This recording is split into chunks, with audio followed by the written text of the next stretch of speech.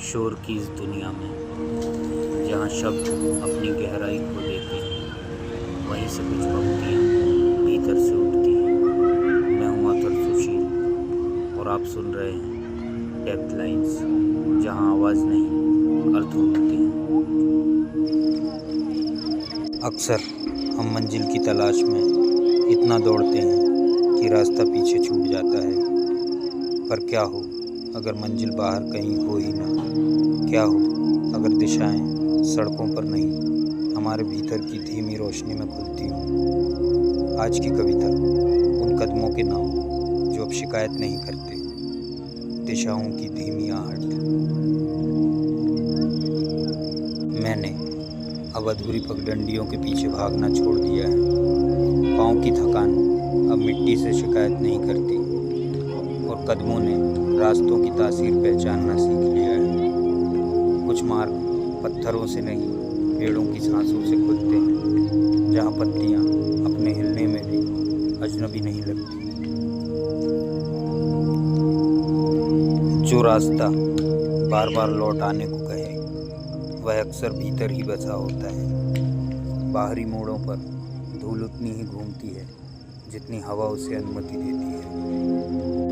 दिन अब समय के हिसाब से नहीं चलते, वे मन की धूप पर टिके हैं। एक मौन चमक जो दीवारों से ज़्यादा आंखों में उतरती है।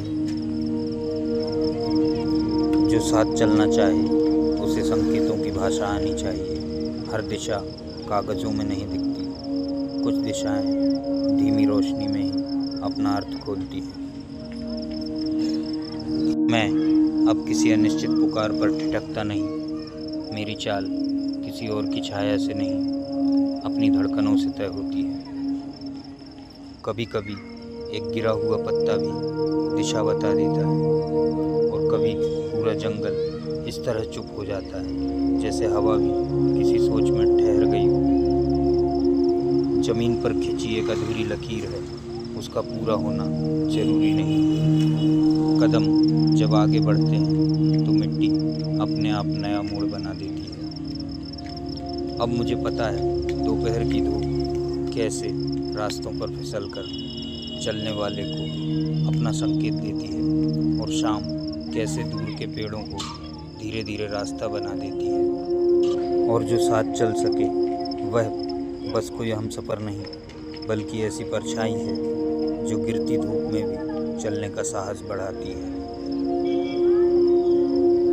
शायद ये पंक्तियाँ सिर्फ मेरी नहीं थी, आपके भीतर भी कहीं किसी कोने में दबी रह गई थी। यदि इन पंक्तियों ने आपके भीतर किसी छिपे हुए स्वर को छुआ है तो इस यात्रा में साथ रहिए, अपना अनुभव साझा कीजिए और डेप्थ लाइंस को सब्सक्राइब कीजिए ताकि अगली गूंज आपसे दूर न जाए। मैं हूँ अथर सुशील, फिर मिलेंगे किसी और गहराई। शुक्रिया।